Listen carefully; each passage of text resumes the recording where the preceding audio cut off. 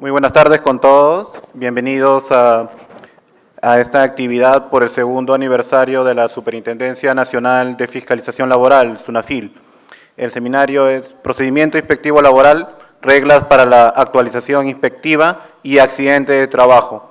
A continuación, para dar la palabra de bienvenida, vamos a dar paso al doctor Carlos Benítez Arabia, Superintendente Nacional de Fiscalización Laboral. Un fuerte aplauso.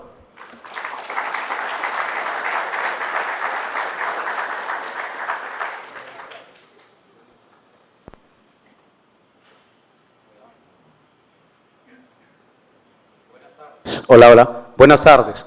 Muchas gracias por acompañarnos.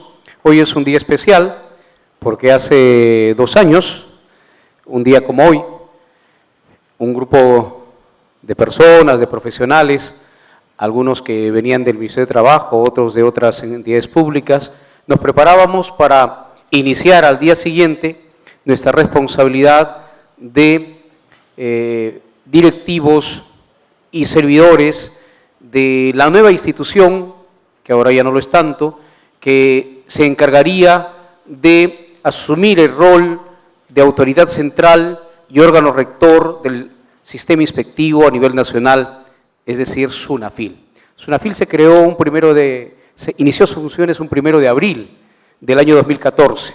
Un día como mañana, hace 2 años, inició sus funciones. Y un día como hoy, un día antes, estábamos todos preparándonos para ese día tan esperado, porque íbamos no solo a iniciar nuestras funciones como autoridad central y órgano rector, sino también iniciábamos a través de la Intendencia de Lima Metropolitana, que fue nuestra primera intendencia, nuestra función fiscalizadora. Así que cuerpo directivo, funcionarios, inspectores de trabajo, personal administrativo, todos esperábamos con mucha expectativa el día siguiente a fin de iniciar nuestras funciones. Han pasado ya 2 años desde entonces y hoy nos encontramos en condiciones en las que tenemos que hacer una evaluación, pero además presentarle a la sociedad los avances que hemos tenido en estos 2 años, y eso lo hemos venido haciendo en las actividades de esta semana, que son las actividades de aniversario.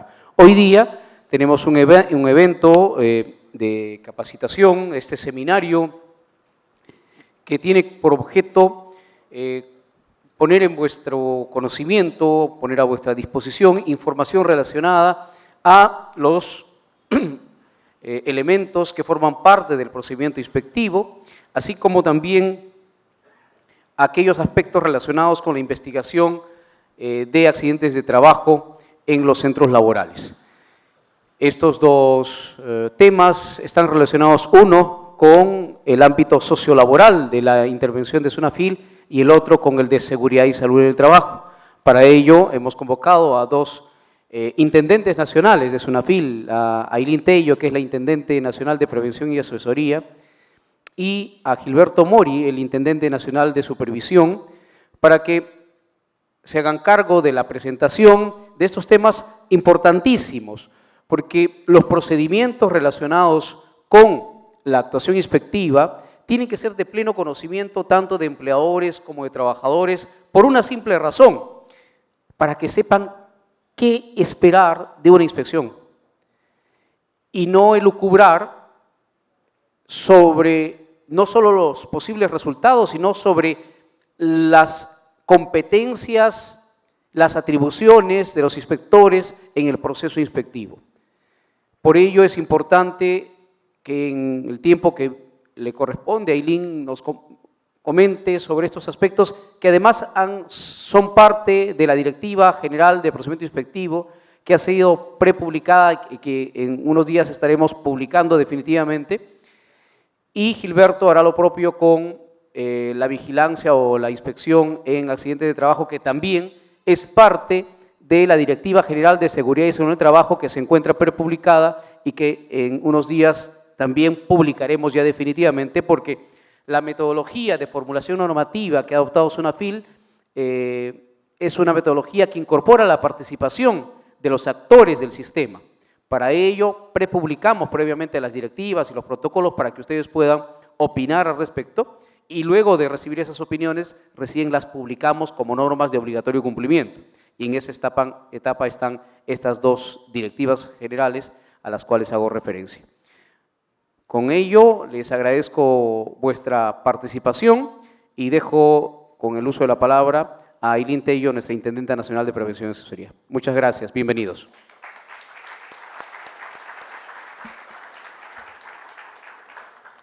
La doctora Ailín Tello Pinto se desempeña actualmente como Intendente Nacional de Prevención y Asesoría de la SUNAFIL. Es abogada por la Universidad Nacional San Agustín de Arequipa, candidata de doctorado en Derecho por la Universidad Complutense de Madrid. Es magíster en Derecho del Trabajo en la misma casa de estudio y magíster en Dirección de Recursos Humanos por la Universidad Carlos III de Madrid. Posee una amplia experiencia en el sector público, habiendo laborado en el Ministerio de Trabajo y Promoción del Empleo como inspectora de trabajo entre los años 2007 y 2010 y en la Corte Superior de Justicia en el 2006. Además, laboró en la Academia de la Magistratura, en donde desempeñó funciones, al igual que en la SUNAT, en los años 2004 y 2005. La doctora va a realizar la exposición sobre procedimiento inspectivo laboral. Un fuerte aplauso, por favor.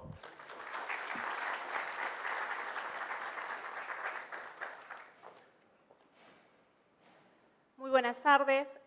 Es un gusto estar aquí delante de ustedes y poder hablarles de un tema muy importante como es el procedimiento inspectivo y el procedimiento sancionador y cuáles son las reglas que se están aplicando al realizar estos procedimientos. Voy a tratar de hacer una metodología bastante práctica, mezclándolo con lo teórico, para que al final podamos tener algunas conclusiones en base a lo que estamos exponiendo. Antes de empezar, y es creo que una de las primeras que debí colocar, quisiera explicarles muy brevemente cómo está trabajando SUNAFIL, cómo se compone SUNAFIL.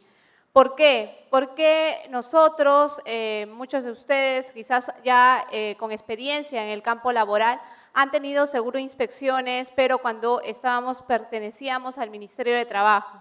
Sin embargo, al haber sido creada la Superintendencia Nacional de Fiscalización Laboral, tuvo una estructura propia que le permitió tener una mayor eficiencia en los procedimientos inspectivos y para que ustedes puedan entender cómo se programan actualmente las inspecciones de trabajo. Nosotros actualmente contamos con 3 intendencias nacionales, la Intendencia Nacional de Prevención y Asesoría, en la cual soy intendente nacional, se encarga principalmente de todo lo que estamos haciendo actualmente, que es la promoción de los derechos laborales, la capacitación y asesoría a las empresas para que puedan conocer las obligaciones laborales y las puedan cumplir y no tengan algún tipo de incumplimiento por desconocimiento. Después está la Intendencia de Inteligencia Inspectiva, que se trata de la planificación de las inspecciones a nivel nacional y poder enfocar dónde se encuentran tanto las actividades que tienen mayor incumplimiento, informalidad, etcétera, y se programan las inspecciones. Y finalmente está la Intendencia de Supervisión, que se encarga, valga la redundancia, de supervisar que todo este sistema funcione. Es decir, incluso en lugares en donde todavía no tenemos intendencia regional. Por ejemplo, varios de ustedes seguramente son empleadores o quizás trabajadores de varias empresas y quizás tienen no solamente en Lima Metropolitana, sino en otros lugares de nuestro Perú, donde no hay SUNAFIL, quizás un centro de trabajo o pueden tener un centro de vuestras empresas. Es ahí si es que existe alguna y en esos lugares actualmente las direcciones regionales de trabajo son las que realizan la inspección. Sin embargo, si existe algún tipo de irregularidad o alguna suspicacia en alguna inspección que se realiza, la Intendencia de Supervisión es quien supervisa que ellos estarían realizando dentro del parámetro legal. Entonces, es así como funciona actualmente SUNAFIL y en base a ello es que podamos ahora centrarnos, habiendo conocido más o menos la estructura interna, cómo se realizan las inspecciones propiamente dichas. El ámbito de la actuación de inspección de trabajo. El ámbito de la inspección es, valga resaltarlo, es sobre el régimen laboral de la actividad privada. Puede ser una persona natural, persona jurídica, ¿ok? También, por ejemplo, empresas públicas, empresas privadas, pero que tienen que estar bajo el régimen de la actividad privada. Es decir, que los CAS no estarían incluidos. Hay varios pedidos en ese aspecto, pero nosotros en esa parte no somos competentes. ¿Ok?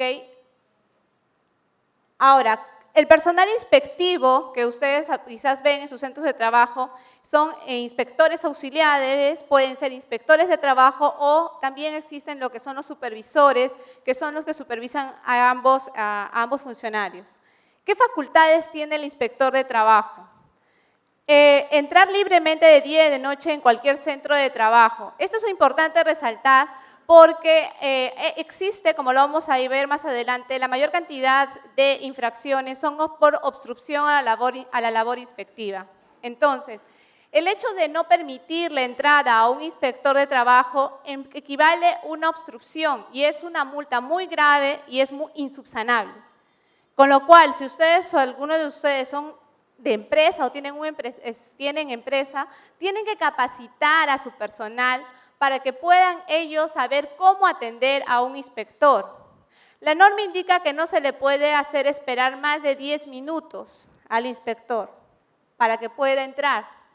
Sin embargo, esto se aplica un criterio de razonabilidad, pero en sí, el fondo es que se les debe atender lo antes posible. Algunas veces me han preguntado, pero ¿por qué me vienen a fiscalizar fuera del horario de trabajo? La empresa ya está cerrada y ¿cómo yo voy a atender a un inspector?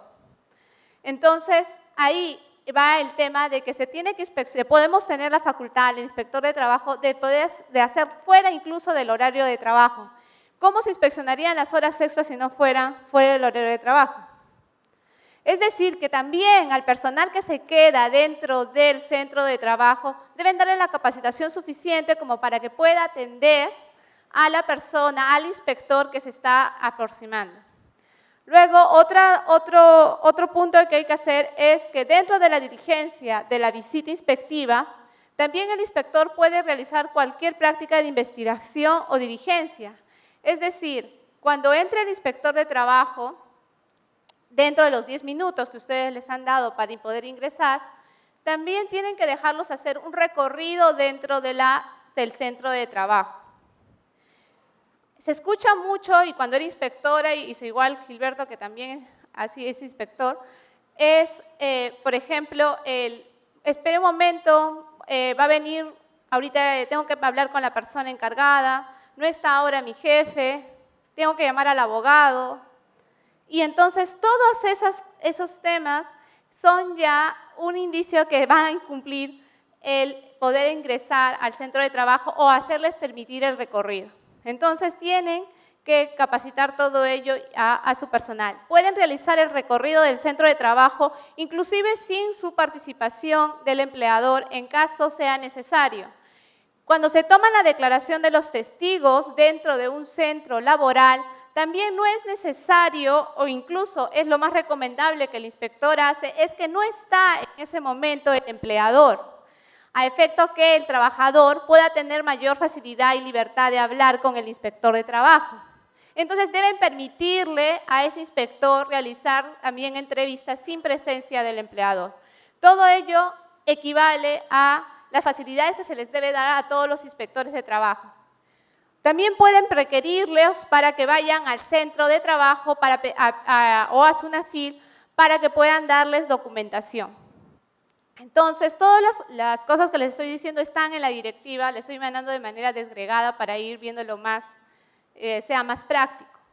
En el tema de venir a dejar documentación, aquí hay dos puntos, ¿no? Primero es de que tiene que venir la persona con la representatividad debida. Es decir, si no puede venir el gerente, jefe, etcétera, de la empresa, tiene que venir una persona que tenga las capacidades suficientes, con una carta poder simple y con copia del poder, que acredita que esa persona ha dado la autorización, con la copia de los DNIs. Una vez que esa persona se aproxima, ya ha cumplido hasta esa parte con el requerimiento de asistir a la comparecencia. Después debe presentar la documentación que le pide el inspector de trabajo. Sin embargo, vámonos en el supuesto que el inspector les ha pedido una gran cantidad de documentos y ustedes o el empresario no ha podido cumplir con toda la cantidad de documentos. De las 10 tienen 3 o tienen 2. Igual tienen que asistir al centro a la SUNAFIL y además de ello poder entregar la documentación y explicar al inspector que no han podido tener el resto para que les dé un plazo adicional. El hecho de no asistir porque no han traído la documentación, porque me lo van a dar mañana, la última carta que me falta, y por eso no vine, pero vengo el día siguiente, aunque no me han citado, pero acá están los papeles, etcétera, que pasa día a día. Entonces, eso ya en sí sigue siendo una inasistencia a la comparecencia y es una obstrucción a la labor inspectiva y igual tiene una multa. Entonces, lo que no debe pasar o lo que se debe evitar es que si ustedes o los empleadores han cumplido con todo al final del procedimiento que vamos a ver, tengan una multa por no haber asistido a una comparecencia. Entonces, esas son multas que se tienen que evitar y que estamos luchando para que se eviten y que solamente es por conocimiento y por capacitación. Luego está examinar cualquier documentación, programas informáticos, documentos de la Seguridad Social, planillas y cualquier otra documentación que necesite el inspector. Y adoptar medidas que vamos a ver adelante cuando hay un tipo de incumplimiento. ¿Cómo se origina una orden de inspección? Puede ser, y la más común es por denuncia.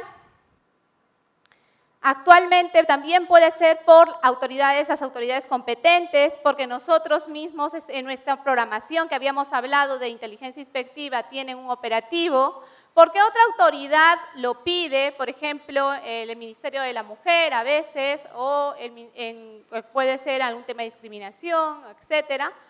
También por designación interna y por iniciativa de los inspectores. Este es otro punto. Un inspector va a un centro laboral para hacer una inspección. Es cierto que la orden sale con una cantidad de materias a inspeccionar, pero si el inspector en el proceso de investigación encuentra que existe otra obligación que ha incumplido el empleador, el inspector puede ampliar las materias para que pueda abarcar las otras incumplimientos que ha detectado. Un empleador no puede decirle al inspector, muéstreme la orden para ver qué materias tiene, que también me han venido consultas de eso en la Intendencia, para ver qué materias tiene, y solo sobre eso yo le puedo dar documentación. Eso no está permitido, el inspector tiene un principio de autonomía y puede investigar no solamente lo que vino a investigar, sino cualquier otro incumplimiento laboral. Entonces, así pueden hacer también, a petición de empleadores, trabajadores y órganos sindicales, ¿no? Mediante denuncia. ¿Cómo inicia el procedimiento inspectivo? Que varios de nosotros, ustedes seguramente ya han tenido alguno.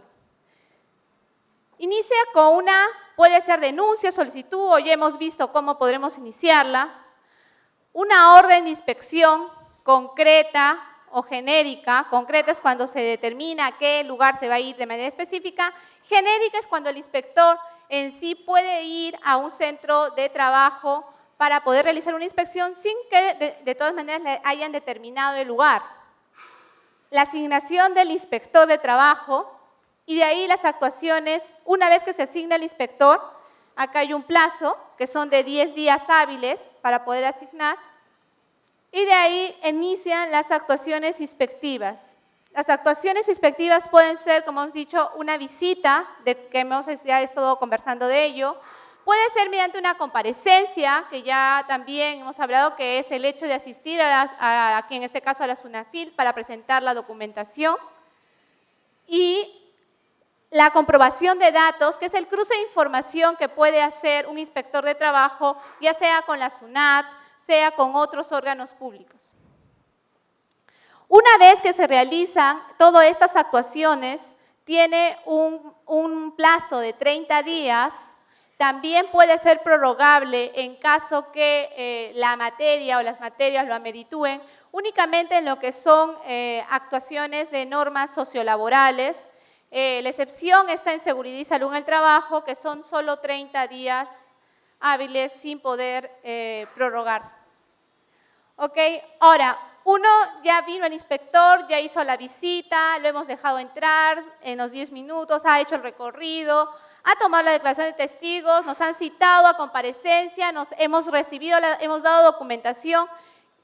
Entonces, el inspector, con todas las actuaciones que ha hecho dentro de los 30 días hábiles, si es que no ha habido un tema de prórroga, ya tiene claro si ha habido o no ha habido un incumplimiento laboral. Entonces, si ha visto que existe un incumplimiento laboral, emitirá una medida de requerimiento. La medida de requerimiento es cuando ya se ha identificado, como hemos indicado, que existe una infracción laboral y se otorga un plazo que es muy bajo, muy pequeño, para poder subsanar ya, como la última oportunidad, para subsanar antes de poder emitir un acta de infracción. ¿Ok? En caso que la infracción es insubsanable, entonces no es necesario la medida de requerimiento y puede emitirse el acta de infracción de manera directa. Vamos a ver hacia adelante algunas infracciones insubsanables, en las cuales tenemos que tener, ya hemos dicho una, que es la obstrucción a la labor inspectiva. Así como esa hay otras más que vamos a examinar. Ahora, después, ¿cómo puede concluir? Puede concluir que nos han dado una medida de requerimiento, un plazo, y después de ese plazo, nosotros hemos cumplido con la obligación. Si hemos cumplido con la obligación, entonces acaba en un informe de actuación inspectiva. En un informe en donde indica que no ha habido una infracción, o si es que se ha encontrado, pero se ha subsanado. En caso no se subsane la infracción, entonces se emita un acta de infracción. Ahora, vamos a rápidamente las modalidades de actuación que son también dentro del procedimiento, antes de hablar de la parte ya sancionadora. Las modalidades de actuación son las visitas de inspección, que ya hemos hablado de ellas, el requerimiento a comparecencia y la comprobación de datos. Ahora, las medidas inspectivas que puede tomar el inspector dentro de un procedimiento inspectivo, hemos dicho que son la medida de requerimiento cuando existe un incumplimiento y se da un último plazo antes del acta de infracción, puede ser la medida de advertencia. ¿Cómo se dicta la medida de advertencia y cuándo nosotros estamos ante esta medida? Por ejemplo, el mes de julio se pagan las gratificaciones y el inspector va a hacerles una inspección de trabajo a sus centros de trabajo, por ejemplo, en septiembre. Revisa las gratificaciones de julio y ve que ustedes han pagado no en julio, sino en agosto. Pero la han pagado incluyendo el interés. Entonces, si han pagado fuera de destiempo y cuando fue el inspector ya estaba pagado, entonces les emitirán una medida de advertencia para decir, ten cuidado, te encontró incumplimiento, pero ya lo había subsanado. Ten cuidado porque la próxima vez ya no va a ser una medida de advertencia, sino ya una infracción, un acta de infracción. Entonces, esa es la medida de advertencia. Incluso también se puede emitir la medida de advertencia dentro de la medida de requerimiento. Si es que ya cumpliste el requerimiento, puedes emitir una medida de advertencia porque, si bien es cierto, te han encontrado el incumplimiento, igual lo has subsanado antes en el tiempo que te han entregado. La medida de paralización de obra es la medida cuando, por ejemplo, están en una obra de construcción civil y ve a alguien que se va a caer por no tener las adecuadas del arnés y todo, se hace la paralización de la obra. Entonces, son otra medida que puede tomar el inspector. Como hemos dicho, es el informe y el acta de infracción. ¿Qué debe tener un acta de infracción? que nos notifiquen. El acta de infracción debe estar la identificación del sujeto inspeccionado. Debe tener los medios de investigación utilizados constatando los hechos. Si bien es cierto, las actas de infracción merecen fe, es decir, de que lo que indique el inspector se considera verdad, válido, de todas maneras es obligación el poder sustentar el acta de infracción con los medios probatorios que nos han solicitado. A veces se escucha a las empresas y dicen, me han pedido un montón de papeles y yo no sé para qué. Pues, en teoría, eso, todo el inspector lo ha utilizado para poder llegar a la certeza que ha habido o no infracción. Entonces, en el acta de infracción explicará que, en base a tales documentos, ha llegado a tal conclusión. Eso es una fundamentación. Deben estar los hechos constatados que el inspector ha visto y que los cuales merecen fe. O las declaraciones de los testigos que también él sabe que ha tomado. La calificación de la infracción y la norma vulnerada. Y además de ello, la graduación de la infracción. La graduación de la infracción dependerá de de la gravedad, 2, del tipo de empresa, y 3, de la cantidad de trabajadores afectados. En base a ello hay un cuadro y ahí es donde se determina cuánto le corresponde de multa. Y el responsable solidario en el caso, por ejemplo, de las contratas. ¿No? Hay algunos en que hay responsabilidad solidaria. Entonces también se indica en el acta de infracción. La calificación de las infracciones pueden ser muy grave, grave y leve. En el muy grave son las que tienen una especial trascendencia porque es hacia un colectivo protegido. Por ejemplo, en lo que es madre trabajadora, lo que son niños, todo lo que se refiere a un grupo que está protegido. También los que son de alta vulnerabilidad, por ejemplo, el no registrar a planillas, etc. El grave son actos o omisiones contrarios al derecho que van más allá de lo formal, pero no son hacia un grupo protegido y no son considerados muy graves, ¿no? Ahora, también es cierto que algunas infracciones se consideran incluso muy graves sin estar en grupo vulnerable, por ejemplo, en el tema de la obstrucción a la labor inspectiva, ¿no? Y la leve, pues son obligaciones formales. Ahora, ¿qué pasa si es que ya hemos seguido nuestro procedimiento y se emitió un acta de infracción? Si ya está el acta de infracción, iniciamos el procedimiento sancionador. ¿Cómo se inicia? Primero, en el acta de infracción tenemos 3 tipos de infracciones que debemos tomar en cuenta. Una es la infracción a la normativa sociolaboral. Luego está la infracción a la labor inspectiva. En la sociolaboral puede incluir inclusive los derechos fundamentales y lo que es seguridad y salud en el trabajo.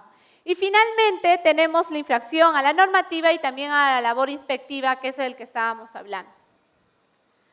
Entonces, esos son los 3 tipos de infracciones que nosotros podemos tener en un acta de infracción. ¿Cómo se inicia? Se inicia de oficio con el acta de infracción. Es decir, te notifican tu acta de infracción. Una vez que te notifican, perfecto, ya como hemos dicho, merecen fe, y una vez que se notifican al sujeto responsable, si al empresario, tiene 15 días para poder emitir sus descargos. ¿Ok? 15 días. En esos 15 días, después, la resolución de primera instancia tendrá en otros 15 días. En esta resolución de primera instancia es en la cual ya se emite la resolución de multa. Es decir, en el acta de infracción, el inspector lo que ha hecho es una propuesta de multa, pero no ha multado todavía. Quien multa es el resolutor de primera instancia.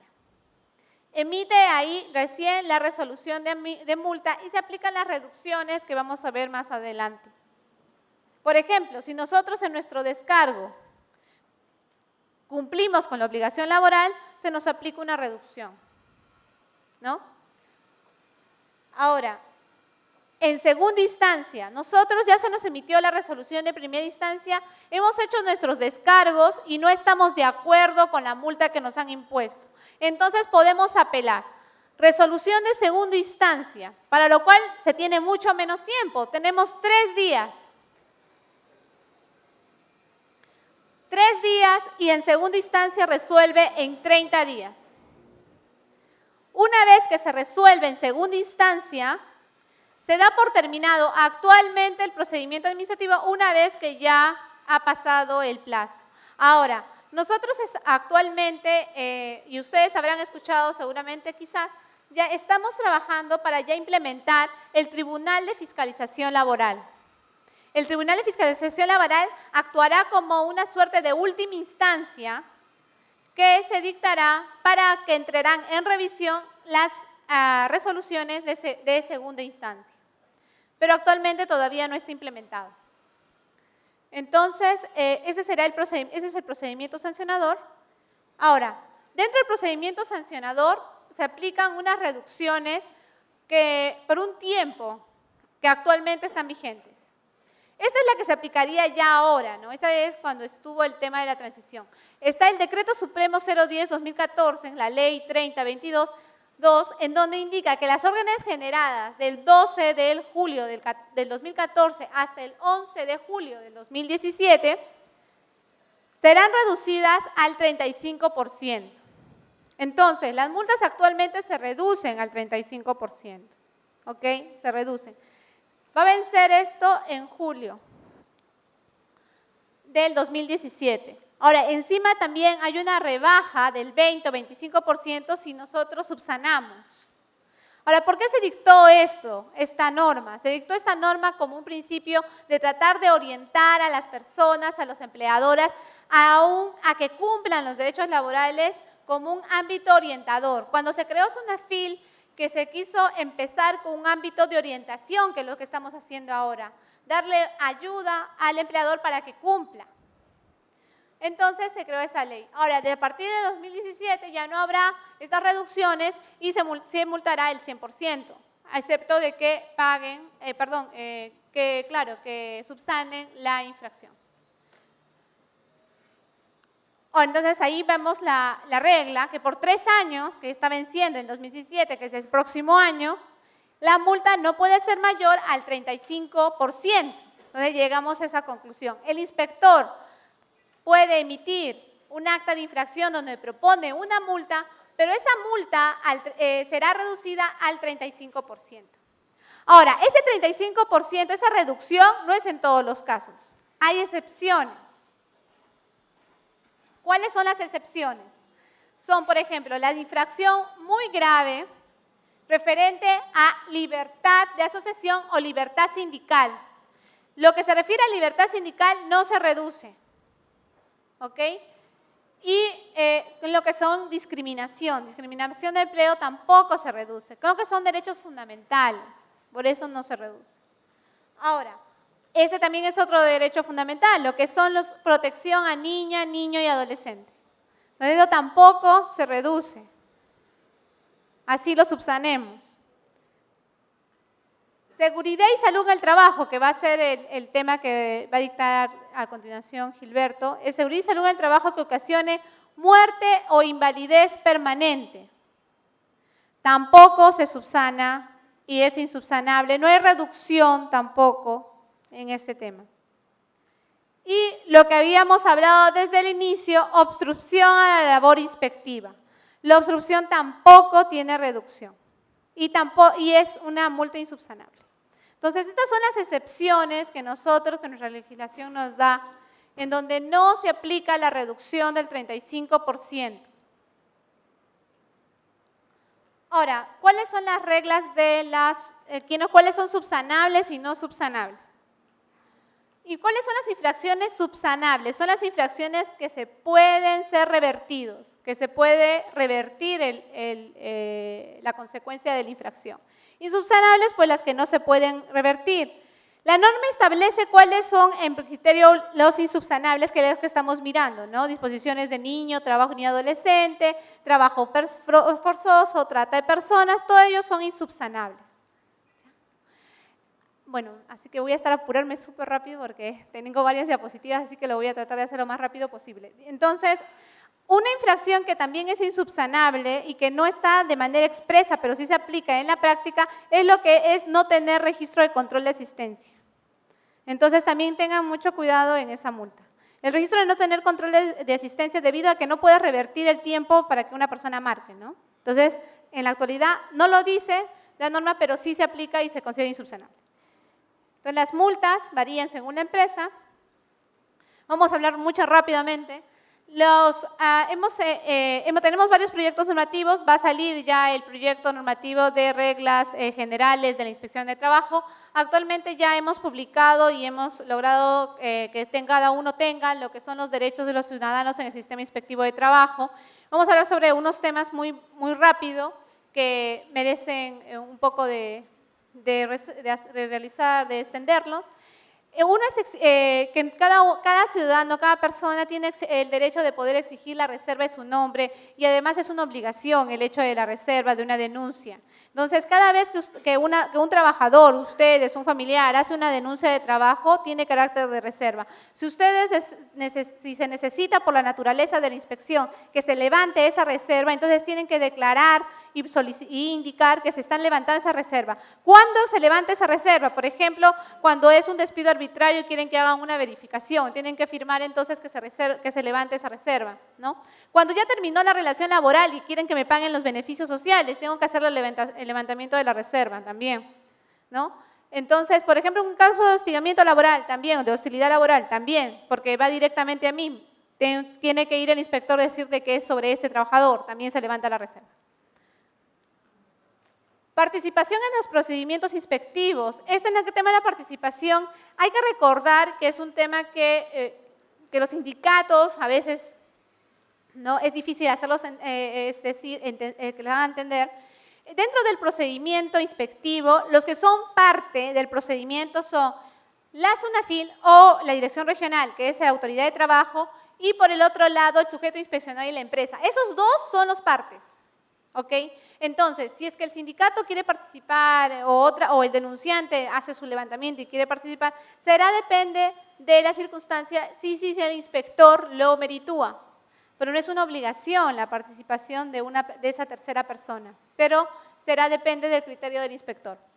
Hacer comunicado en el momento de la visita en el centro de trabajo siempre que no perjudique la investigación. O sea, llega, como hemos dicho, avisa que está aquí, pero puede hacer el recorrido y en otros en testigos todo puede estar en ausencia. La claridad de la documentación requerida. Eso algunas veces nos han hecho algunas quejas que no se entiende. A veces son doctores, los médicos, y no se les entiende. Pues sí, tienen el derecho de que tienen que escribir claramente lo que les están pidiendo y en las comparecencias indicar la documentación precisa que ustedes están dejando, ¿no? A que se consigne en la comparecencia, hemos visto toda la documentación de manera detallada, ¿no? Que no se ponga, vinieron planillas, contratos. No, tiene que decir qué es lo que estoy trayendo, de qué trabajadores. Que se expida un acta de infracción debidamente fundamentada con la prueba. Estadísticas muy rápidamente para que vean cómo estamos ahora y cómo estamos en el tema de infracciones. He hecho mucho hincapié, como verán, porque la obstrucción a la labor inspectiva, miren, es el gran ganador por muchísimo al segundo puesto. Ya aparece en elecciones, ya, ¿no? Obstrucción a la labor inspectiva, 2.490 infracciones. Remuneración, 880. CTS 855, jornada 781. Se repite a nivel nacional. Uy, se me fue. Resto del país. De nuevo obstrucción, miren la diferencia, es más, casi ya el triple. Es 1.732. Segundo puesto sigue siendo remuneración 658. Se repiten las materias a nivel nacional. Hay un patrón. Jornada y horario 508, CTS 490. Si se dan cuenta, son las mismas materias, solamente que se mueven un poco los números y hay una gran diferencia entre obstrucción y el segundo puesto, el primer puesto y el segundo puesto. Por eso es que he estado repitiendo mucho lo de la obstrucción a la labor inspectiva, porque la verdad es que tenemos mucha fe de que comience a bajar esos números, porque son infracciones que se pueden evitar. O sea, Quizás los otros puede tener un tema de poco justificable, pero eso se puede evitar con un poco de capacitación. Recomendaciones muy rápidamente, también ya voy a acabar, es en las principales que tienen los tops números en infracción. En compensación de tiempo de servicio, no se olviden, por favor, que una vez que cumple un mes ya tiene derecho al CTS, que son las principales. La remuneración computable es todo lo que normalmente percibe el trabajador para lo que es el CTS, el haber básico, las cantidades regulares que recibe el empleador. Se incluye lo que es asignación familiar, horas extras, que si es que ha habido una regularidad de 3 en los 3 últimos meses, no ingresa movilidad de condición de trabajo, no ingresa asignación por cumplimiento de cumpleaños, participación de utilidades, bono extraordinario, eso no ingresa. Tienes que trabajar, no tienen derecho, lo que tienen una jornada menor a 4 horas, los que son CAS tampoco tienen derecho, modalidades formativas, microempresa no tiene CTS. Y se puede hacer con esta nueva ley que es bastante nueva, que es la 30334, podemos tener la disponibilidad del 100% del excedente del CTS sacando 4 remuneraciones acumuladas, ¿no? Y finalmente, tener mucho cuidado en los depósitos, mayo y noviembre, nos falta muy poco para mayo, así que por favor, previsión. En cuanto a horas extras también, lo más importante, por favor, si es que tienen a ustedes algún tipo de, tienen empresa o es muy recomendable, aunque no lo indica, que en el reglamento interno esté todo lo que significa horas extras para que los trabajadores sepan qué es lo que tienen que hacer. Y recuerden, horas extras es extraordinario, no puede haber horas extras todos los días, eso ya es un cambio de horario y se tiene que extender hasta el máximo legal. Si tienen, a veces a mí hablan y me dicen, pero los trabajadores se quieren quedar más tiempo, les gusta, trabajan más, ganan más y todos felices. No, no es así. Máximo las semanas 48, 8 horas diarias, se excede de eso ya es jornada ilegal, ni siquiera ya es hora extra. Sí, bueno, esto ya hemos puesto, los trabajadores de dirección y confianza, cuidado con dirección y confianza, por favor, porque dirección y confianza no son todos, y el hecho que pongan el contrato que es dirección y confianza, no quiere decir de que no se revise, que en verdad son dirección de confianza, ¿ok? Dirección sabemos, confianza, los que tienen que tener algún tipo de documentación que sea muy sensible para la empresa. Bueno, ya hemos hablado del tema del horario de entrada y salida, tienen que cuidar que es fraudulento, no pueden decir, yo dejo ahí mi cuaderno, principalmente la microempresa, o que apunten cada trabajador su entrada, no es mi culpa que todos ingresan a las 8:30, todos a la misma hora, no, tienen que tener medidas para evitar cualquier tipo de fraude, ¿no? Ya, y nos vamos a la última, Filmina, que es las recomendaciones finales de lo que hemos estado hablando, solamente de volver a decir que no, hay que tener mucho cuidado, hay que dar las facilidades a los inspectores, 10 minutos, sí, tenemos máximo para poder dejarlos entrar, hay que orientar a nuestro personal para que los dejen entrar, para que les den las facilidades, evitar multas por la obstrucción a la labor inspectiva, capacitación a todos los trabajadores que tienen contacto con público. El no asistir a una comparecencia es una obstrucción, el trabajador denunciante no es parte en el procedimiento inspectivo, por lo cual es facultad del del inspector el hacerlo participar en las comparecencias y no hay recurso impugnativo porque lo siguen haciendo a las medidas de requerimiento, ni a ello, todo lo que ni a la comparecencia, ni a la visita, todo eso es un proceso de investigación. Bueno, muchas gracias y espero les haya posible.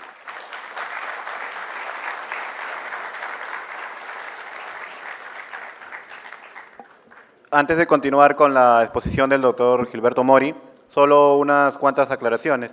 En las carpetas que se les ha facilitado al ingreso, como bueno, ya algunos de ustedes ya deben estar habituados, hemos facilitado una esquela, una ficha de registro. Esa ficha de registro es para que ustedes llenen con sus datos claros y con letra de imprenta legible sus nombres y apellidos completos para la entrega de sus certificados, que va a ser el día 22 de abril. Esa constancia se va a recoger en el segundo piso en la Intendencia Nacional de Prevención y Asesoría. Asimismo, al finalizar la exposición del doctor Mori, se realizará la ronda de preguntas. El doctor Gilberto Mori Carbonell es abogado con maestría en Gestión Integrada en Seguridad y Salud Ocupacional y Medio Ambiente por la Universidad Nacional Mayor de San Marcos y maestría en Derecho por la Universidad Nacional Federico Villarreal. Asimismo, posee estudio de posgrado en Seguridad y Salud en Minería, Hidrocarburos y Energía por la Universidad Nacional de Ingeniería y una especialización en Inspección Laboral en el sector pesquero por Agencia de los Estados Unidos para el Desarrollo, USAID, entre otros importantes estudios. Actualmente es Intendente Nacional del Sistema Inspectivo y Subintendente de Actuación Inspectiva de la SUNAFIL e Inspector del Trabajo, especializado en Seguridad y Salud en el Trabajo. También es árbitro de Derecho y conciliador extrajudicial. Tiene una gran experiencia como conferencista entre los sistemas de gestión y prevención de riesgos en el marco de la Ley de Seguridad y Salud en el Trabajo. El doctor Mori va a realizar la exposición sobre accidentes de trabajo. Le pido un fuerte aplauso para él.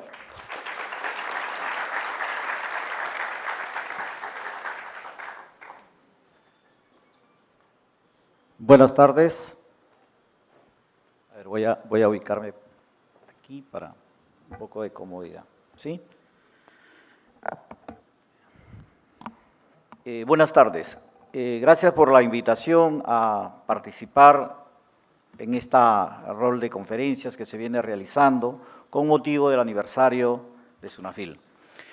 Hoy ya no vamos a hablar respecto a cómo funciona el sistema.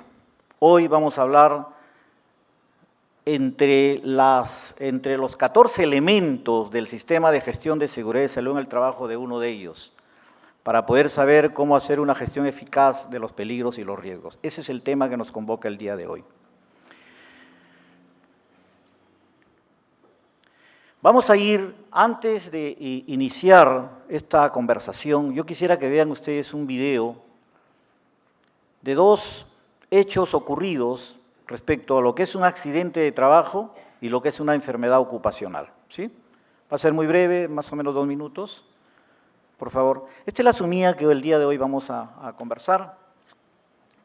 Vamos a hacer algunas definiciones muy genéricas, que quede claro respecto a lo que es el sistema de gestión de seguridad y salud en el trabajo, las etapas que tiene el sistema de gestión de seguridad y salud en el trabajo, centrarnos en lo que es un accidente de trabajo, los tipos de accidentes de trabajo y por qué hay que notificar, y eso lo vamos a explicar en el desarrollo de la exposición, y algo que es fundamental, que seguramente muchos de ustedes quieren saber y muchos de ustedes lo vienen aplicando, los métodos de investigación de accidentes de trabajo. Esto es muy importante y lo vamos a conversar en el desarrollo de la exposición. Y finalmente las infracciones relacionadas al tema de seguridad y salud en el trabajo respecto a lo que es accidente de trabajo. Ese es cómo hoy día vamos a conversar. Pero antes de ello, por favor, quisiera que me pongan el video, muy brevemente.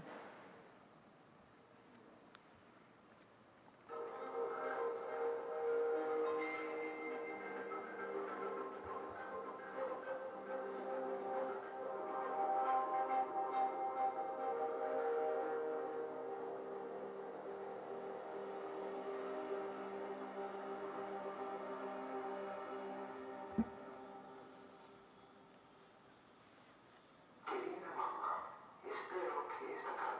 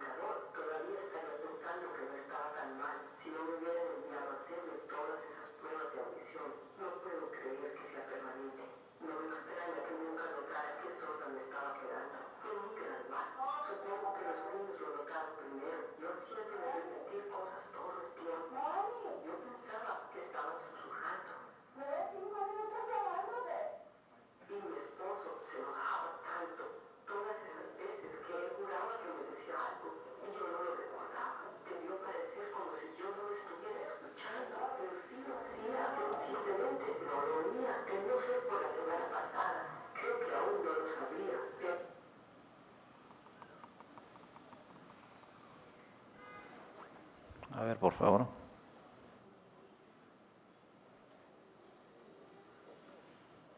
Bueno, mientras ven, parece que ha sido un problema de conexión. Lo que aquí podemos nosotros observar son dos hechos que ocurren diariamente en el país. El accidente de trabajo, estamos mostrando ocurrido en lo que es industria, y la enfermedad ocupacional generada por un factor ruido, que en este caso que se presenta, podríamos estar ante un escenario de hipoacusia. Ustedes saben que esa es una enfermedad irreversible y que ocurre mucho en el país. Lamentablemente, aún todavía, desde la inspección no está siendo controlada correcta y debidamente. Entonces, si lo tenemos de esa forma, por favor, si pueden poner las diapositivas.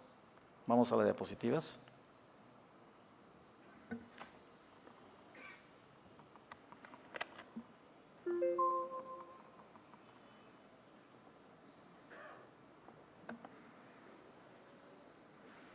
Vamos a esperar unos segundos, por favor, para que puedan resolver el problema técnico. ¿Sí? Porque de lo contrario voy a hablar y no vamos, sería ideal que nos ayudemos con lo que ustedes puedan seguir respecto a la exposición. Sin embargo, mientras por favor vean el tema técnico, lo que queríamos mencionar es lo siguiente. Hoy vamos a conversar, decíamos inicial, respecto a lo que es el accidente de trabajo y su investigación, pero está en el marco de lo que hemos escuchado mucho, lo que son los sistemas de gestión de seguridad y salud en el trabajo. Y el sistema de seguridad y salud en el trabajo para el país está enmarcado en la Ley 29783 y su reglamento, que es la Ley de Seguridad y Salud en el Trabajo. Es verdad que cuando hablamos de sistema de gestión de seguridad y salud en el trabajo podemos estar mencionando de que respecto a lo que es un sistema de gestión hay restricción en el extremo de su investigación o de su inspección, pero cuando hablamos de accidente de trabajo no es así. El accidente de trabajo es la excepción a la regla respecto a las infracciones que se ha mencionado, como en el caso de la ocurrencia de un accidente como una infracción y que muchas veces ya es declarada insubsanable por la Inspección del Trabajo. Entonces, cuando nosotros hablamos en el marco del sistema de gestión, estamos refiriendo, reiteramos, a la Ley de Seguridad. Eso es lo que hay que tenerlo muy claro. ¿Y por qué hay que tener muy claro ello? Yo sé que aquí está presente un gran número de empresarios, de empleadores o de representantes, jefes de prevención y de seguridad y salud en el trabajo y trabajadores. Y hay que tener muy claro porque muchas de las empresas están utilizando sistemas de gestión que no están enmarcados en la Ley de Seguridad y Salud en el Trabajo.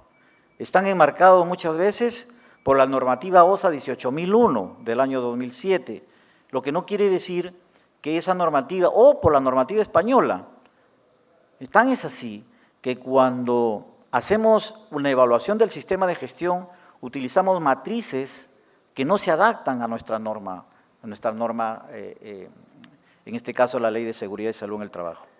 Entonces hay que tener mucho cuidado al respecto.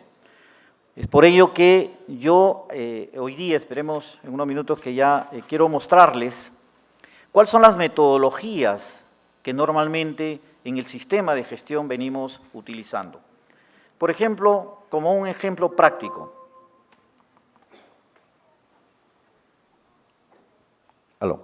Como un ejemplo práctico. ¿Qué hacemos en las empresas, por ejemplo? Miren dónde yo me encuentro y la distancia que hay desde donde yo me encuentro a donde están ustedes. Fíjense, cuando yo soy contratado, que si alguno de ustedes tiene una empresa, quiero decir que no lo hace lo que voy a decir. Cuando yo soy contratado, lo primero que hace la empresa es darme equipo de protección personal, ¿verdad? Lo que se llama los EPP, ¿no es cierto? Es lo primero que hace. ¿Qué me da? El casco, lente, si es una industria, guantes, zapatos, ¿verdad? Me da si es una industria de alto riesgo, camisa manga larga, pantalón jean, ¿no es cierto? Eso es lo que hace la empresa. Es lo primero que hace. Y la pregunta es lo que dice la ley que hay que hacer? No es así. Dentro de los 4 elementos de prevención, en la prelación es lo último que debería hacer la empresa. Sin embargo, en el Perú comenzamos por lo último y no comenzamos por lo primero. Hoy vamos a ver que lo primero que tenemos que hacer es eliminar justamente el peligro o los riesgos, pero en la empresa, sobre todo en la industria, ocurre la inversa. Que no ocurre lo mismo en minería, en hidrocarburos, en energía. El tratamiento es diferente. Sin embargo, en la industria ocurre, y en servicios más todavía, cuando hay algunos componentes biológicos o químicos que podría verse ahí. ¿Qué es lo que hacemos primero, por ejemplo? Entonces, decíamos la altura donde yo me encuentro. Nosotros no hacemos prevención. La cultura de prevención en seguridad y salud en el trabajo en nuestro país está todavía en un proceso. Y está en un proceso todavía de maduración. Es así que el año pasado se dio una ley, que es la 3222, que seguramente muchos la tienen como un instructivo para poder, sobre todo cuando hay visita de la Inspección del Trabajo, de que esa norma es la que suspende los efectos de la Ley de Seguridad y Salud en el Trabajo durante un periodo de 3 años, que el próximo año debería ya entrar en vigencia plena la Ley de Seguridad y Salud en el Trabajo, que por ahora viene siendo todavía en un proceso de restricción en su aplicación. Muy bien, entonces estamos regresando y ya decíamos lo que es, pasamos el video ya. Yo creo que ya del video me parece que está, seguimos, por favor. Lamentablemente el tiempo es bastante, ahí vamos. Lo que es un sistema de gestión de seguridad y salud en el trabajo. Vamos a centrarnos un poco, no voy a profundizar lo que es un sistema, lamentablemente el tiempo necesitaríamos más o menos unas 3 horas para hablar del sistema de gestión, porque queremos ir a lo que es la investigación de un accidente. Pero referencialmente, ¿qué es un sistema? Tenemos 2 definiciones claras, elementos y métodos, dice la ley. ¿Cuáles son los métodos para hacer una gestión eficaz en prevención, en lo que es el peligro y lo que es el riesgo, ¿verdad? O sea, quiere decir de que es lo primero que he traído para ustedes respecto a lo que significa, lo que es cómo aplicar un sistema de gestión, qué es lo que tenemos que tener en cuenta. Y todo ello, todo, tiene una sola finalidad. Seguimos. Tiene una sola finalidad. Miren, vamos a centrar cuáles son las etapas de un sistema de gestión. Las etapas de un sistema de gestión, estamos hablando, y la Ley de Seguridad y Salud en el Trabajo habla de 3 procesos, o 3 fases fundamentales bien identificadas. Pero yo he querido, además, lo que estamos mostrando es lo que expresa la Ley de Seguridad y Salud en el Trabajo y su reglamento. Sin embargo, aquí falta algo, porque no solamente es la planificación, es lo que muchos de nosotros lo conocemos, por ejemplo, cuando identificamos el sistema de gestión, lo primero que hacemos es la línea de base, ¿no es cierto? O sea, el estudio, hacer una línea de base, lo que se llama el diagnóstico, de dónde me encuentro, qué peligros he identificado y cómo voy a hacer una evaluación de todos los riesgos que tenga dentro del ámbito, desde el ingreso a la planta, si es industria, y el uso de mi maquinaria. Entonces, estamos hablando de la identificación, la evaluación y el control. Pero hay algo que falta aquí. Es el monitoreo. ¿Cómo monitorear que todo esto esté funcionando? Y eso es lo que, lamentablemente, la Ley de Seguridad y Salud en el Trabajo no está considerando como un elemento fundamental. Pero todo ello, ¿para qué? ¿Qué finalidad persigue? Señores, la Ley de Seguridad y Salud en el Trabajo solo se ha hecho para algo, para esto. La Ley de Seguridad y Salud en el Trabajo no existe en el Perú y en el mundo, por lo menos en la región, si es que no tiene esta finalidad. Todo sistema de gestión tiene que perseguir el objetivo que es prevenir los accidentes de trabajo y las enfermedades ocupacionales. Es la finalidad, es el objetivo. Ustedes han escuchado hablar de mi objetivo que tengo como empresa es que no hubiera accidentes. Y muchas empresas, y que muy bien lo hacen, todos los días registran que no han tenido accidentes, que no ha habido incidentes. Muchas empresas en el país, y hoy día vamos a ver, cuando hemos visitado las empresas, no registran sus incidentes, por ejemplo. Y los incidentes ocurren todos los días y en todas las empresas. Llámese de la actividad industrial o de servicios, para hablar de lo que es Lima metropolitana, ni hablar en otro tipo de actividad, minería, hidrocarburos o energía. Lo que quiere decir que para que, y es lo que decía, ¿verdad? Lo que hablábamos, estos son los fases, las medidas de prevención. Es lo que nosotros decíamos, que nosotros, en el Perú, comenzamos siempre por la entrega o equipar al trabajador de los denominados EPP. Sin embargo, las medidas de prevención en seguridad tienen un circuito y están considerados en la Ley de Seguridad y Salud en el Trabajo, que ahí están, que les han entregado en las carpetas que se le ha mencionado. Vamos a seguir un poco. Estos son los registros para, si ustedes ven al lado derecho mío, encuentran para la mediana y la gran empresa, las dos MIPE, los 8 registros, la pequeña está con 5 registros y la micro está con 3 registros. ¿Por qué los hemos traído?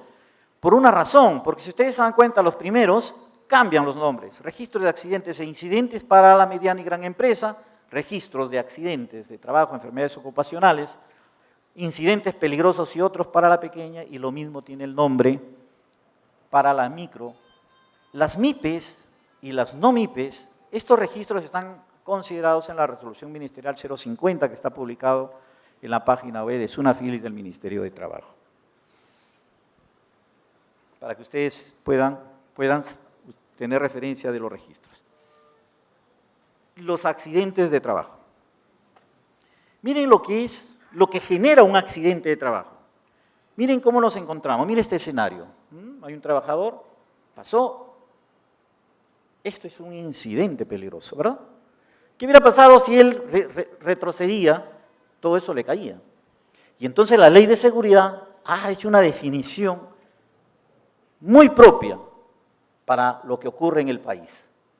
Dice que es todo suceso potencialmente riesgoso. Pero este mismo escenario, miren lo que es un accidente de trabajo. Este mismo escenario.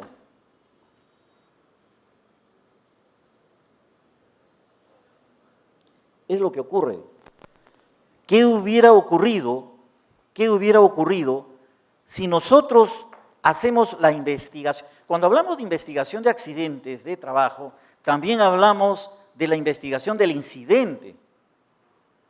Porque si nosotros hacemos una investigación del incidente, vamos a evitar justamente el accidente. El 90% de accidentes de trabajo ocurre porque no hacemos evaluación de los incidentes. Lo que quiere decir que no hacemos prevención, quiere decir que no tenemos cultura de prevención en seguridad y salud en el trabajo. ¿Qué tipos de accidentes tenemos? Son 3 tipos. El accidente leve, ¿no es cierto? El accidente incapacitante y el accidente mortal. La Ley de Seguridad lo ha considerado. El accidente leve es lo que vemos, la definición que la ley nos ha traído, suceso, ¿no es cierto?, cuya lesión genera en el accidente un descanso, puede ser de un día y que el día siguiente vengo a trabajar. El accidente incapacitante, que es el siguiente, de los que se va a dividir en 3 al mismo tiempo, es la definición que da lugar al descanso con ausencia justificada para poder laborar. El accidente incapacitante lo vamos a tener como total temporal, que es este tipo de accidentes que ocurren normalmente en los centros de trabajo. Es el que se define como también el parcial permanente, y finalmente tenemos el accidente denominado total permanente. Este accidente es muy común en construcción civil, es muy común. ¿Por qué es muy común? Porque la caída ante el no uso de uno de los equipos de protección personal que se llama arnés, o el rompimiento de la línea de vida donde a veces el trabajador por una manipulación inadecuada de este equipo de protección cae, y normalmente cae de espaldas. La estadística del año 2012, 2013 y 2014, que todos los accidentes ocurridos en construcción ha sido de caída de altura y de espaldas, lo que genera justamente lo que ustedes ya se vienen imaginando, todos los daños o lesiones que podrían generar en una tetraplegia o cuadraplegia, etcétera, etcétera. ¿No es cierto? Entonces, ese es el gran problema. Y sobre todo ocurre que hay que tener mucho cuidado si tenemos empleadores de construcción en esta sala con los trabajadores que tienen el primer día de ingreso. Son los primeros que tienen este gran problema. Y también ocurre mucho con los supervisores o los ingenieros residentes. Ese es el gran tema, el gran dilema. ¿Cómo es posible, por ejemplo, que la estadística nacional nos arroje que el accidentado sea el supervisor de seguridad y salud en el trabajo? O sea, no entendemos, ¿verdad? Pero es lo que ocurre en la estadística nuestra, por lo que se llama exceso de confianza. Lo sé todo, a mí no me pasa nada, y eso no es verdad. Y bueno, el otro tipo de accidente que es el mortal, eso no necesita mayor definición, ¿verdad? Entonces, seguimos. Todo ello, eso es algo que sí quisiera pedirles a ustedes y aquí aclarar. Vamos a aclarar algunas dudas que me preguntaban antes de entrar a la sala. ¿Por qué notificar? ¿Cuándo notificar? ¿Y qué tipo de accidentes notificar? Vámonos. El accidente mortal,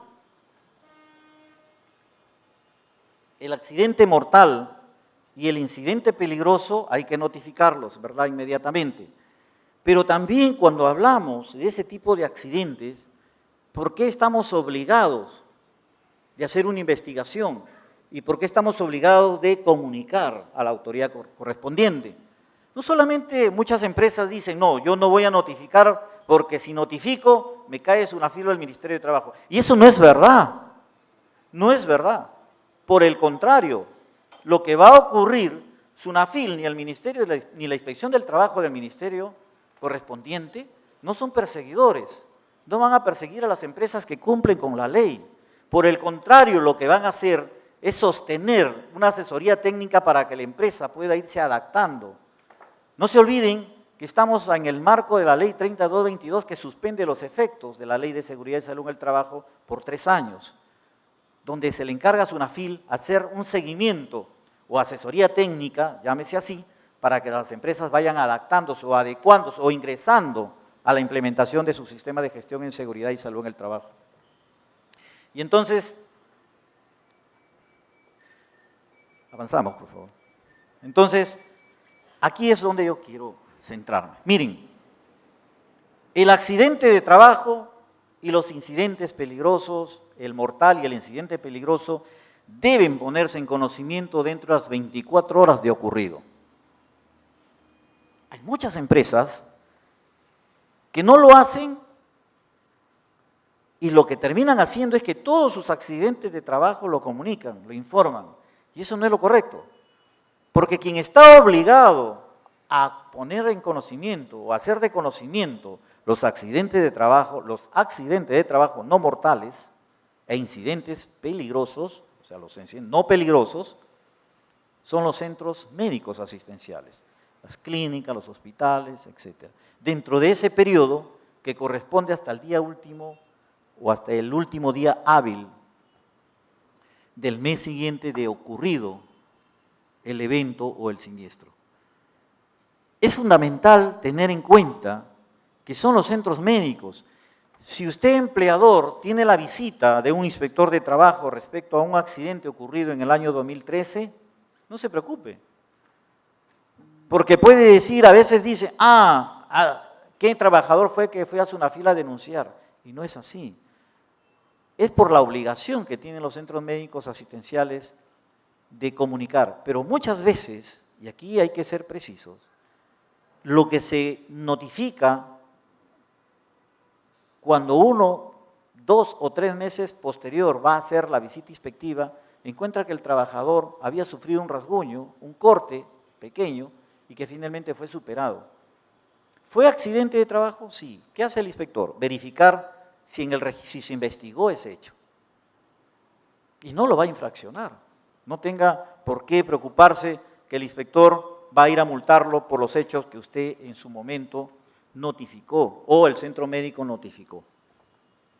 Y las enfermedades ocupacionales tiene otro tratamiento.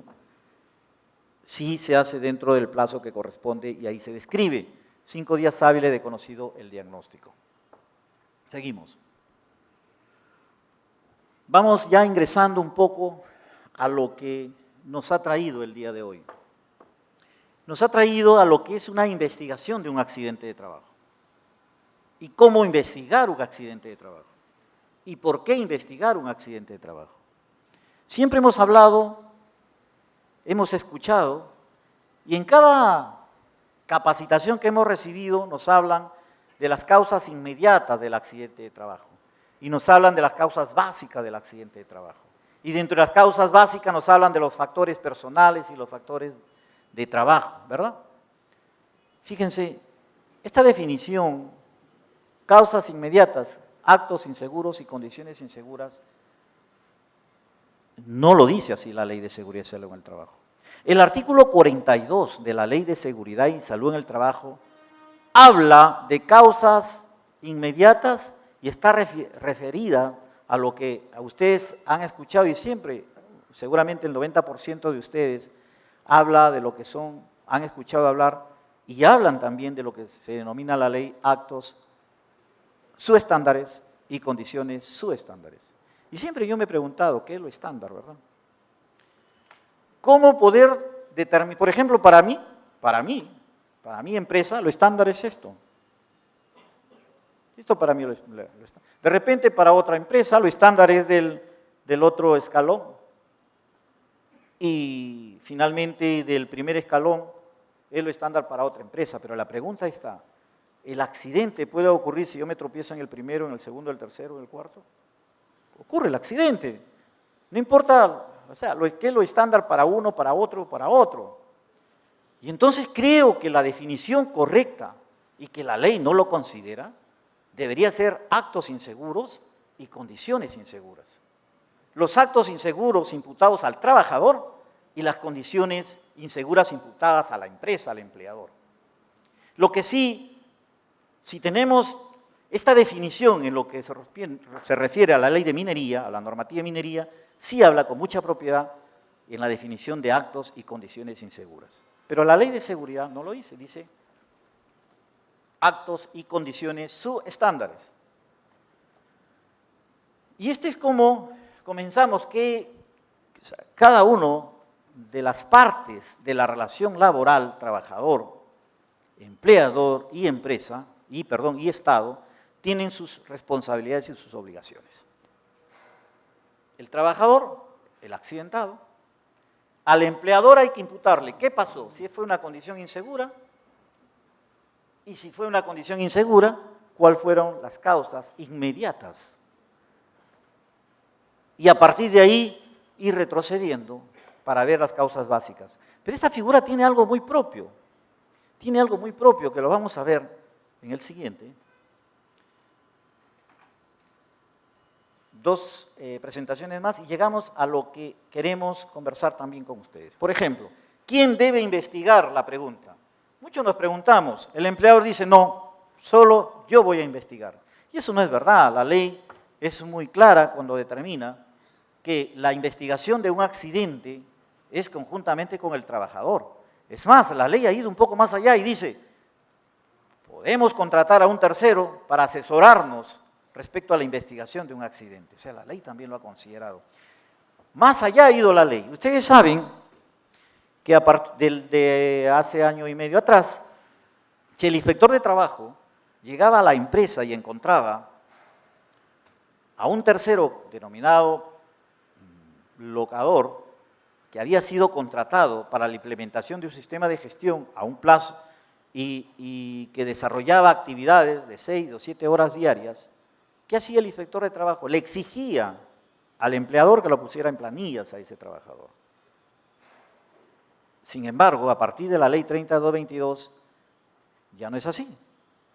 Toda empresa puede contratar a un tercero para poderse asesorar técnicamente en la implementación de un sistema de gestión y en todo caso de hacer monitoreo y control de ese sistema de gestión. Por lo tanto, si el inspector lo encuentra y ustedes lo acreditan correctamente, no tienen por qué obligarlos a incorporarlo a la planilla. Por eso es la importancia de que la participación del trabajador. Seguimos. Aquí es que quiero centrarme. Muy bien, ahí estamos. La investigación del accidente de trabajo está concentrado en lo que ustedes ven en estos momentos. Pero tiene algo muy importante, muy interesante. Fíjense, miren, esta teoría, muchos de ustedes han leído el libro sobre el liderazgo práctico y control de pérdidas de Frank Beer, ¿no es cierto? Pues bien, esa teoría es la que nosotros vemos acá. Exactamente en 1986 nace no nace la teoría, sino se publica este texto. Se traduce por primera vez a nuestra lengua y tomamos conocimiento. Sin embargo, esta es una teoría del año 1960. Y desde esa época a la fecha, muchas de las empresas, por no decir casi el 99%, utilizan esta metodología. ¿Y por qué usan esa metodología? Por la Ley de Seguridad y Salud en el Trabajo. La Ley de Seguridad y Salud en el Trabajo, fíjense el artículo 42. ¿Qué les dice? Les dice la metodología a utilizar para identificar y evaluar un accidente de trabajo es esta. Condiciones y actos subestándar, causas inmediatas, causas básicas, lo que son factores personales y factores de trabajo. Aquí, claro, en la ley, por eso que le hemos reflejado exactamente, no estamos de acuerdo con esa definición, pero aquí la ley lo dice, actos subestándar y condiciones subestándar. Esa es la definición que tiene la ley de seguridad. Y el artículo 42 de la ley de seguridad lo ha precisado y lo ha enmarcado. Entonces, algunos dicen, no, la metodología de investigación de un accidente voy a utilizar, a ver, la de Ichikawa, ¿no? Algunos trabajan con esa metodología. Sin embargo, la ley de seguridad ha sido muy clara en definir. Y cuando hablamos de esta metodología, ¿no es cierto?, estamos hablando de dos medidas de control importantes que creemos que hay que tener en cuenta. La pregunta es, ustedes han leído la anterior, pérdida, ¿no? Regresamos a la anterior, por favor. Pérdida, ¿no es cierto? Fíjense, miren las flechitas, siguen las flechitas, ¿no? Esta metodología no viene de la izquierda hacia la derecha, sino de la derecha hacia la izquierda. Comenzamos a hacer una evaluación, ¿no es cierto?, de la pérdida, del daño. ¿Cuál fue el daño que generó? O sea, ¿quién es el accidentado? ¿Qué tuvo? ¿Se cortó una mano? ¿Se voló un dedo? ¿Se golpeó? Etcétera, etcétera. ¿Qué pasó? ¿Se cayó? No sé. Y a partir de ahí vamos a ver cuál es lo que originó ese daño. Y comenzamos, por eso es de izquierda, esa metodología se utiliza, así se lee. Y de ahí vamos a lo que son el accidente. Lo que aquí dice incidente es denominado accidente. Y entonces, y nos vamos a las causas inmediatas, ahí vamos a encontrar a las causas básicas. Y finalmente, el inspector dice, ya sé por qué ocurrió el accidente. Falta de control, tú no has controlado correctamente. Empresa, te voy a infraccionar, porque es verdad, mira, tus causas inmediatas no hay correctamente. Tus causas básicas, es un problema de factores de trabajo. No lo capacitaste correctamente. Y finalmente es un problema de control, así que igual te voy a infraccionar. Dicen que el accidente de trabajo en su investigación, el 99% termina en infracción. Y eso no debería ser así. Seguimos. Entonces, seguimos, ya hemos hecho la definición, lo que hablamos las causas inmediatas. Y cuando hablamos, ya hemos mencionado, miren lo que denominamos causas inmediatas. Actos subestándar, igual como dice la ley, o condiciones subestándar. Decíamos, condiciones subestándar imputado al empleador y los actos subestándar, que yo le llamo actos inseguros y que la ley de minería también igual, o sea, no solamente estoy solo en esta definición, le llama actos inseguros y la ley actos subestándares, ¿verdad?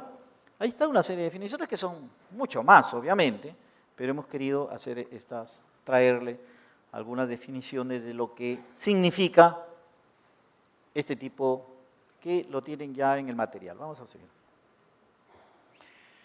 Y cuando hablamos de causas básicas, tenemos que tener bien identificadas las causas básicas generadas, que generó este tipo de accidentes.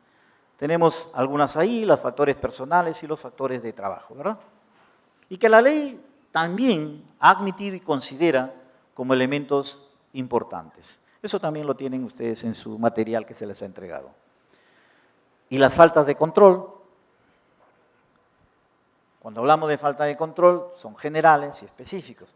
Así hay que tener muy en cuenta. Miren, yo creo, siempre que hemos conversado sobre el tema de seguridad y salud en el trabajo, el control para la ley de seguridad y para la inspección del trabajo, uno de los grandes problemas que encontramos es el control.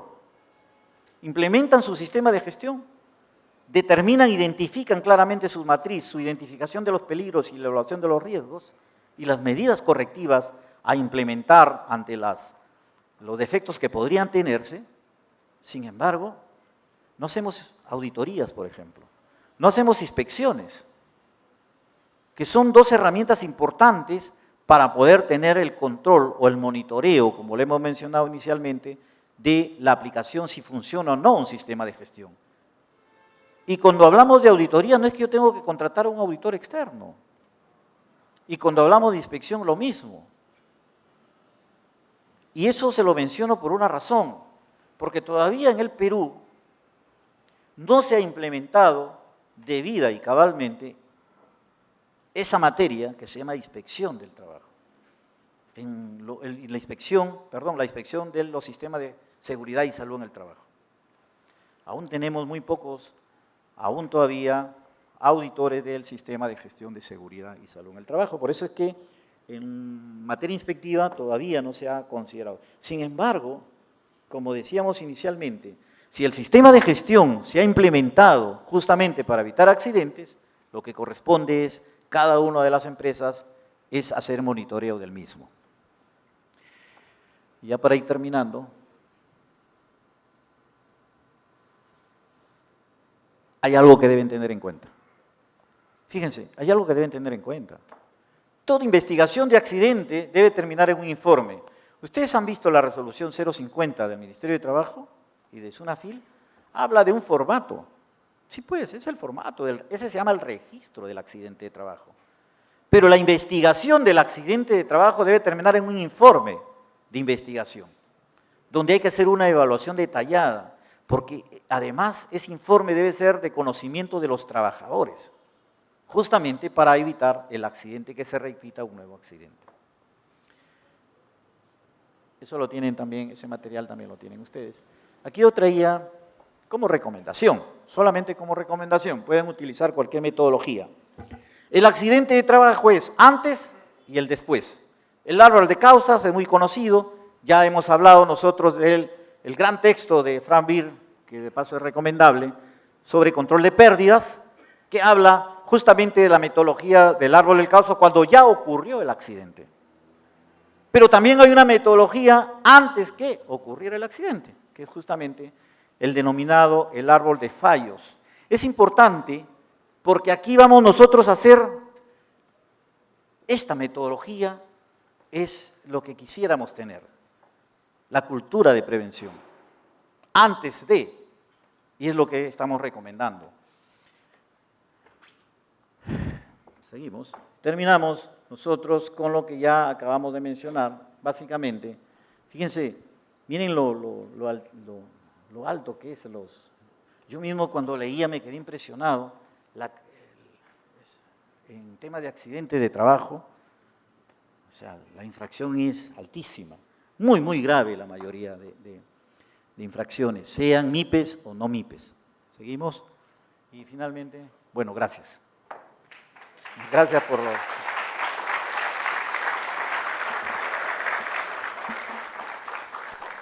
hecho correr. Agradecemos la participación del doctor Gilberto Mori. Se les ha alcanzado unas hojas de consulta para los dos expositores.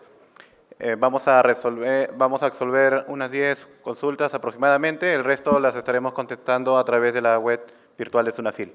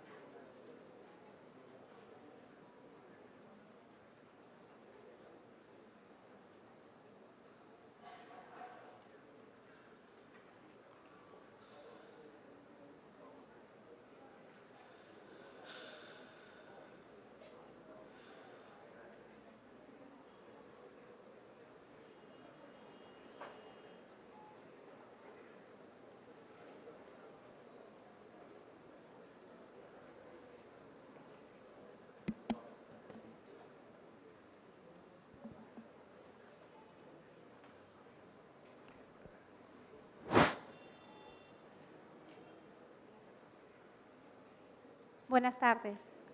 A ver, trataré de responder las preguntas de manera concreta para poder responder a todos o a la mayoría. Dice, si la inspección es de noche y tengo como máximo 10 minutos para atender al inspector, ¿dónde puedo corroborar que efectivamente el inspector es un representante de la SUNAFIL? El inspector de trabajo cuenta con una credencial. En la credencial es donde se puede verificar que es un inspector de trabajo. Sin perjuicio de ello, cada uno de ustedes pueden verificar si es que es o no un inspector de trabajo. En la página web también está en la relación de inspectores. Sin perjuicio de ello, igual se recomiendan dar todas las facilidades para poder entre el personal inspectivo, sea de día o de noche, ¿no? Pero tienen una credencial, sería la respuesta. Para la expositora, luego de una inspección, el empleador envía a un trabajador en su representación. Este debe llevar una copia a poder notarial o basta con una copia simple. La carta que se puede enviar es simple, no necesita legalización de notaría. Pero lo que sí se debe enviar es la carta firmada por el representante de la empresa, carta simple, con copia del poder y las copias del DNI de la persona que está enviando el poder.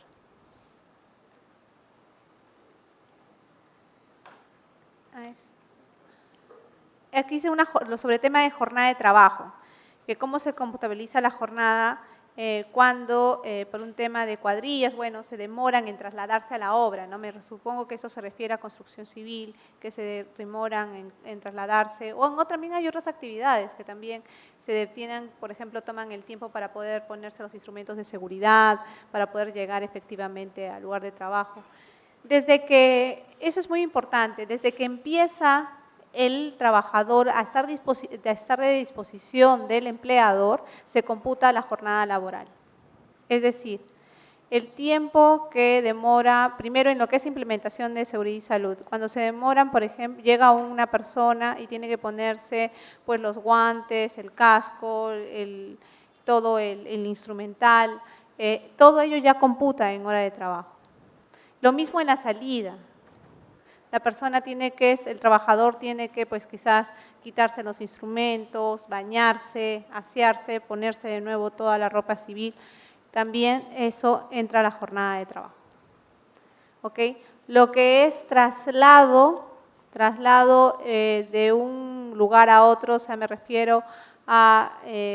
generalmente en asentamientos mineros no hay problema porque están trabajando en sí en el asentamiento, pero si es que es un tema de trasladarse de un centro laboral efectivamente al centro de trabajo, eso aparte de traslado de la casa al centro de trabajo no computa dentro de la jornada de trabajo. Pero cuando ya está en disposición, ya está en el centro laboral, esa parte sí, aunque son actos preparatorios para poder empezar la jornada. Dice, ¿qué entidad verifica los contratos de trabajo de personal CAS? Como les dijimos, las inspecciones de trabajo únicamente es en régimen de actividad privada, lo que es actividad pública lo hace Servir. Servir es la entidad que estaría encargada de hacer las actuaciones en el sector público. Existe un plazo de prescripción en el procedimiento inspectivo. ¿Cuánto se computa? En sí, lo que es actividades inspectivas no existe un plazo para poder realizar actuaciones de inspección. Lo que sí existe es un plazo de la obligación que tienen los empleadores para poder tener documentación, que es 5 años. Entonces, después de 5 años, es un poco complejo ya el hecho que un inspector de trabajo puede realizar alguna investigación porque el empleador no tiene la obligación de guardar esa documentación, pero más que todo por un tema probatorio, más que prescriptorio. A ver, este es un poco largo. Para terminar el trabajo venir el sábado y todo. Bueno, dice, ¿cuál sería la sanción para un funcionario? Bueno, me supongo que se refiere para un empleador. Cuando señala a sus trabajadores para terminar con el trabajo, pero deben venir además los sábados y todos los días hasta las 8 p.m. Bueno, en sí el fondo de la pregunta es que están haciéndoles trabajar fuera del horario de trabajo, en horario que no le corresponde. Lo que se refiere a horas extras o jornada prohibida, eso es una infracción muy grave. ¿no? Una infracción muy grave pueden tener, solo para que tengan una idea, una multa que cuando no es MIPE, puede andar en 19.750 a 395.000 soles. Finalmente, ¿de qué forma se suspende el proceso judicial cuando paralelamente existe un procedimiento inspectivo sobre la misma materia? Este tema lo hemos visto, está en las reglas del procedimiento, que es la directiva que se ha dictado y está por publicarse, que hablaba nuestro superintendente. El criterio que ha adoptado la inspección es que cuando inicia un inspector de trabajo una orden de inspección y en el proceso se judicializa, es decir, que cuando ya inició la orden y en ese proceso de 30 días se judicializa, el inspector continúa la inspección así se haya judicializado. Sin embargo, si es que se emitió la orden de inspección y se judicializó antes de emitirse la orden de inspección, el inspector se inhibe por estar dilucidándose por la vía judicial. Esta interpretación que nosotros hemos tomado, que la inspección se ha tomado, es más que todo para no limitar las actuaciones de inspección y el derecho de poder inspeccionar las infracciones laborales hacia los trabajadores en el procedimiento de inspectivo y que el empleador emita una demanda o algo en el procedimiento para anularlo, ¿no? Y limitar la actuación del inspector.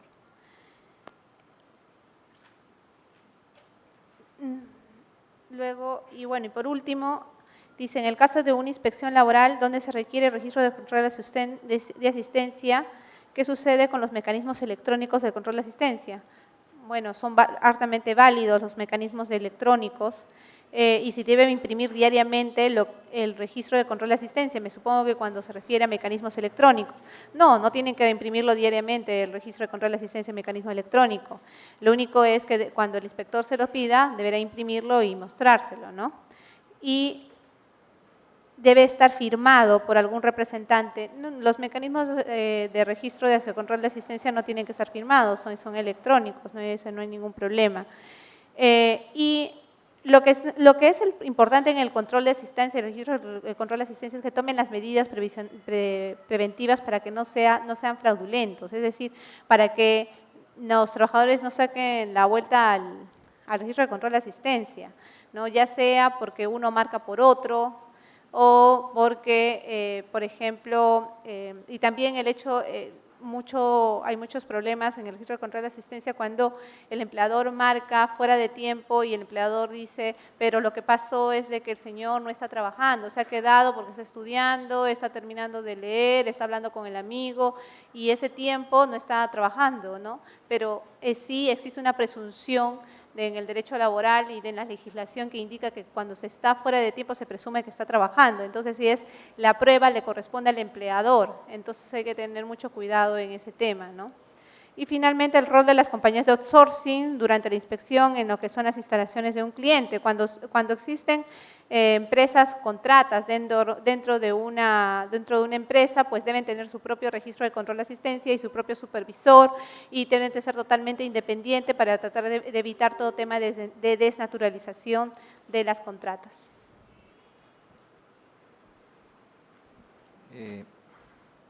Vamos a resolver algunas preguntas que nos han hecho llegar. Son temas, seguramente la preocupación se centra, por ejemplo, hay una pregunta que menciona desde cuándo es exigible el cumplimiento o la implementación de un sistema de gestión de seguridad y salud en el trabajo. La ley de seguridad data del año 2011, y si hablamos de sistema de gestión, estamos hablando de esos periodos. ¿Qué pasaría si, por ejemplo, en estos momentos alguna de las empresas de ustedes no tiene implementado su sistema de gestión de seguridad y salud en el trabajo? Lo que debería ocurrir es implementarlo. Pero ¿qué pasaría si ocurre un accidente y no tienen implementado su sistema de gestión y seguridad y salud en el trabajo? Lo que va a ocurrir es que lo van a infraccionar, ¿sí? Entonces, no hay forma, cuando la excepción a la regla son los accidentes de trabajo, como hemos mencionado. Por lo tanto, si no tienen implementado un sistema de gestión, lo que va a ocurrir es que los van a multar, ¿sí? lo que acabamos de conversar sobre las definiciones de estándar, subestándares. Miren, esas definiciones, la pregunta es si existe la posibilidad de modificarla de la ley. Parece que el que hace la pregunta no está de acuerdo con estas definiciones. Pero la ley así lo ha precisado. Y cuando hablamos, no nos preocupemos mucho de lo que podemos también, por ejemplo, hay empresas que definen las condiciones subestándar como condiciones inseguras y los actos subestándar como actos inseguros. O sea, no hay ningún problema al respecto, ¿no? Así que no meditaría una modificatoria en todo caso por ahí. Una pregunta es, ¿qué pasa cuando ocurre un accidente? ¿Quién reporta los accidentes? La ley dice el empleador, ¿sí? Es el empleador el que reporta los accidentes. Pero la pregunta también está centrada, ¿qué pasa si es una subcontrata? ¿Quién reporta el accidente ocurrido? La pregunta si es el empleador del trabajador, si es la subcontrata, pero aquí viene un hecho, que es lo que se habló sobre la responsabilidad solidaria, y que la ley de seguridad también lo ha expresado, y que hay que tener mucho cuidado, que algo que faltó. En la modificatoria del artículo 68 del Código Penal, ha precisado que cuando existe dolo respecto a un accidente de trabajo, hay prisión. Hay lo que corresponde al responsable, en este caso es el representante legal, que es el gerente de la empresa. Pero ese hecho, hay que tener también en cuenta lo siguiente: para que ocurra, ¿no es cierto?, la penalidad por el acto doloso de ocurrido el accidente, tiene que haber una imputación previa. No es el accidente en sí, sino que ese accidente hubiera ocurrido por un acto doloso del empleador. Eso es lo penalizado. Lo demás, obviamente, es un tema indemnizatorio en el fuero laboral, como muchos de ustedes también lo saben, ¿no? Dice, está hablando de los registros por tipo de empresa y respecto a los auditores de seguridad y salud en el trabajo. Los registros hemos mencionado que hay 3 registros para las MIPES, ¿no es cierto? La pequeña y la microempresa. La pequeña tiene 5 registros, la microempresa tiene 3 registros y la no MIPE tiene 8 registros que están debidamente expresados y estipulados en la Ley de Seguridad y Salud en el Trabajo. Y además, en los modelos de esos registros, ustedes entran a la página web del Ministerio de Trabajo y ahí van a encontrar la resolución ministerial 050 del año 2012, donde están todos los registros mencionados. O sea, no hay que inventarlos. Son las bases mínimas o los, llamemos, estándar mínimo de registros, donde hay que copiarlos porque están en Word y en Excel. Así que los pueden ustedes manejar tranquilamente. No vayan a la presentación de PDF, obviamente, que no lo van a poder modificar. Pero si van al Word y al Excel, sí lo modifican y pueden ustedes precisarlo. 2 preguntas más y con eso terminamos, porque soy como 20 preguntas todavía. La pregunta es si se debe contar con un ergónomo en los comités de seguridad y salud en el trabajo. Sí y no. Esa es la respuesta. La ley no dice que hay que contar con un ergónomo en el comité de seguridad y salud. El comité de seguridad y salud en el trabajo está compuesto por el empleador y los trabajadores. La ley lo obliga, no.